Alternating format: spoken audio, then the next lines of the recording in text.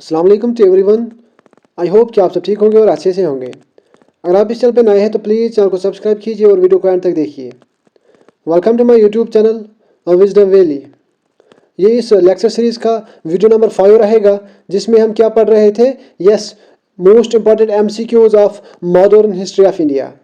सो हम इस लेक्चर को स्टार्ट करेंगे। पहला ऑब्जेक्टिव जो मैंने लिया है इस लेक्चर का वो है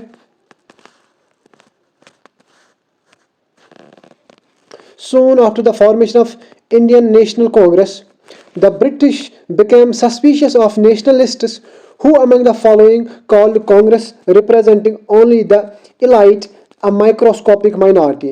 Yes, जब भी क्या होता है इंडियन नेशनल कांग्रेस को बनाया जाता है तो the British become suspicious of nationalists, ज़्यादा नज़र रखते हैं फिर ब्रिटिश किन पे, यस नेशनलिस्ट्स पे। अब हमें बताना है इनमें से, इन चारों में से कौन ये कहता है कि कांग्रेस डोमिनेट करता है या कांग्रेस ने रिप्रेजेंट किए है only the elite a microscopic minority. क्या लॉर्ड नेपर ने कहा है ये चीज़, लॉर्ड रिपन ने कहा है, लॉर्ड लिटन ने कहा है या लॉर्ड डफरिन ने कहा है? सो फर्स्ट का जो आंसर रहेगा वो रहेगा option number 4, Lord Dufferin. Lord Dufferin ही कहता है कि जो कांग्रेस है ये रिप्रेजेंट करता है only the elite a microscopic minority. I hope first वाला आपको समझ आ गया होगा। नेक्स्ट वन की तरफ हम जाएंगे। The theme of Bankim Chandra Chatterjee famous novel Anand Math is based on. Yes, the theme of Bankim Chandra Chatterjee की जो फेमस नावल है उस नावल का नाम क्या है? आनंद मैथ। क्या है? आनंद मैथ इज बेस्ड ऑन। क्या वो सन्यासी रिवोल्ट पे बेस्ड है? क्या चूनार रिवोल्ट पे बेस्ड है?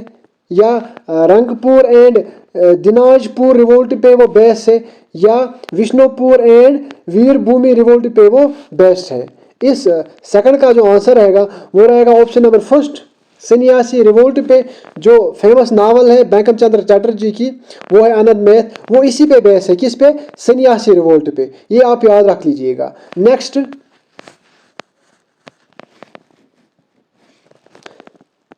Kings are made for public, kings are made for public, public is not made for the king. आपके लिए मैं फिर से रिपीट करूंगा, इस क्वेश्चन में बताया गया है kings are made for public, public is not made for the king. Who among the following made this statement during nationalist movement या नेशनल मूवमेंट?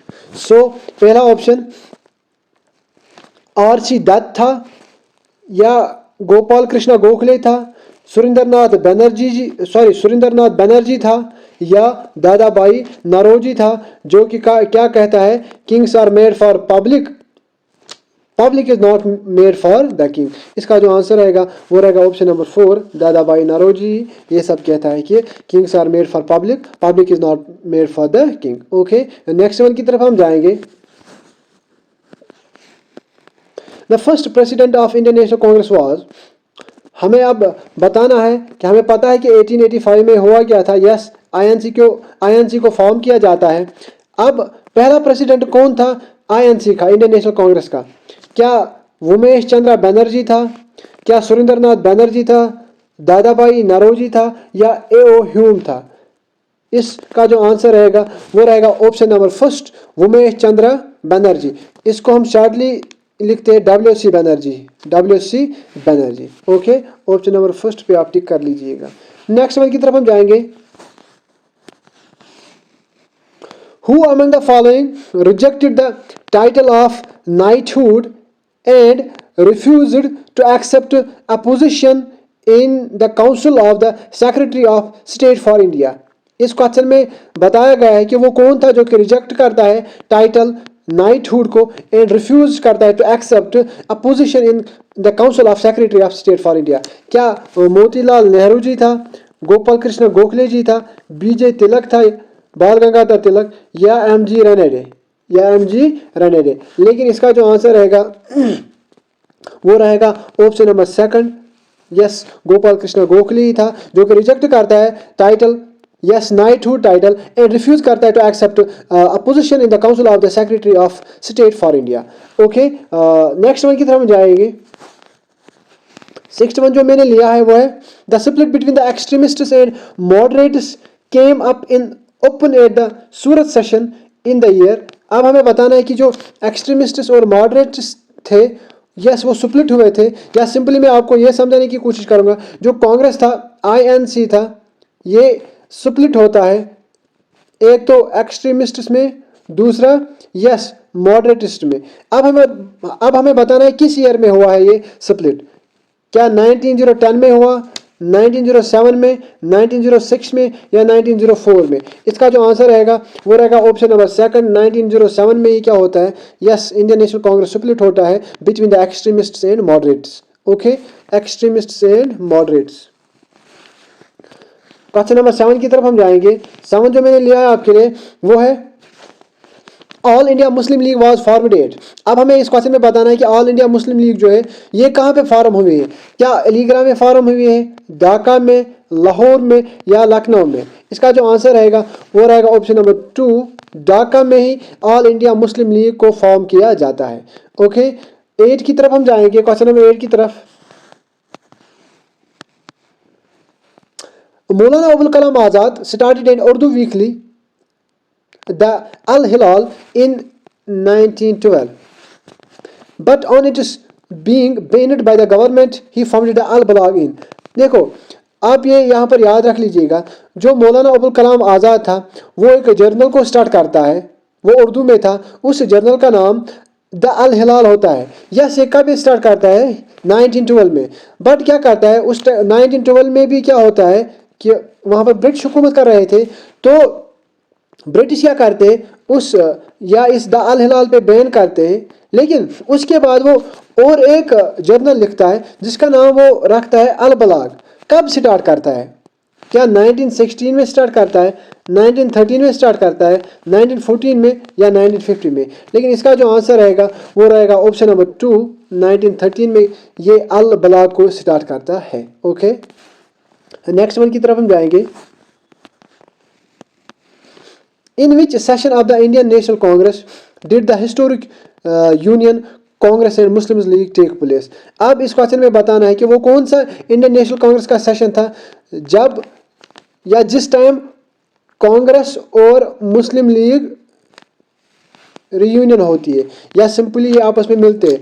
क्या सूरत सेशन था, लखनऊ सेशन था, बॉम्बे सेशन था, कलकत्ता सेशन था? इसका जो आंसर रहेगा क्वेश्चन नंबर 9 का वो रहेगा option number B, Lucknow session में ही क्या होता है, यूनियन होता है Congress and Muslim League. Okay, next one. Who of the following was the founder of Bharatiya Naujawan Sabha of 1926? इस क्वेश्चन में हमें बताना है कि कौन था फाउंडर। BNS मीन्स भारतीय नौजवान सभा, जो कि फॉर्म होती है 1926 में। क्या सोहन सिंह बजना था, लाला हरदयाल था, लाला लाजपत राय था, या सरदार भगत सिंह था? इसका जो आंसर रहेगा वो रहेगा यस ऑप्शन नंबर 4, सरदार भगत सिंह। सरदार भगत सिंह ही था जो कि क्या फाउंड करता है, Bharat Naujawan Sabha of 1926। Next one. Which of the following pairs is not correctly matched? इन चार में से हमें बताना है कि कौन सी पेयर मैच नहीं है या yes not correctly matched. First one, पार्चना बंगाल। क्या पार्चना बंगाल 1905 में हुआ है? यस हुआ है, ये तो ठीक है। Second one, foundation of Muslim league, ये भी हमें पता है, यस 1906 में हुई है, क्लियर। सूरत स्प्लिट अभी हमने पढ़ा, यस 1907 में हुई है। सिंपली मैंने अभी आपको बोला सूरत स्प्लिट, यस कांग्रेस को दो हिस्से होते हैं, एक तो एक्सट्रीमिस्ट्स और दूसरा मॉडरेट्स। यही भी फर्स्ट वन भी क्लियर है, सेकंड वन भी और थर्ड वन भी। रहा last one, transfer of India's capital from Calcutta to Delhi. क्या transfer of India's capital Calcutta to Delhi 1909 में हुई है? नहीं, 1909 में अगर आप याद होगा, अगर आपने पढ़ा होगा, मिंटो रिफॉर्म्स आते हैं 1909 में, और जो इंडिया की कैपिटल ट्रांसफर होती है वो होती है 1911 में। तो इनमें से कौन नॉट करेक्टली मैच्ड है? वो है ऑप्शन नंबर 4। सो इस क्वेश्चन का आंसर ऑप्शन नंबर 4 रहेगा, जो कि करेक्टली मैच इधर नहीं है। ओके, नेक्स्ट वन की तरफ हम जाएंगे। हु गेव इनकलाब जिंदाबाद slogan?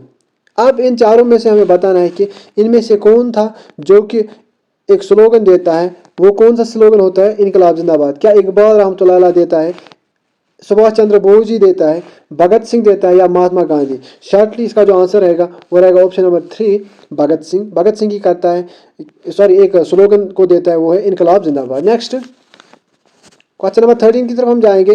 In which year did Lord Hardinge cancel the partition of Bengal? इस क्वेश्चन में बताना है कि वो कौन सा साल था जब लॉर्ड हार्डिंग क्या करता है, पार्टीशन ऑफ बंगाल को क्या करता है, कैंसिल करता है। क्या 1904 था, 1911 था, 1906 था, या 1907 था? इस क्वेश्चन नंबर 13 का जो आंसर रहेगा वो रहेगा 1911। 1911 ही में क्या होता है, लॉर्ड हार्डिंग जी क्या करता है, पार्टीशन ऑफ बंगाल को कैंसिल करता है। क्वेश्चन नंबर 14 आपके लिए ये रहेगा, yes, the Ghadar movement was founded by, the Ghadar movement was founded by Ajit Singh था, लाला हरदयाल था, लाला हंसराज था, सोहन सिंह बखना था? इसका जो आंसर रहेगा वो है सिंपल सा, लाला हरदयाल ही था जो कि गदर मूवमेंट को फाउंड करता है।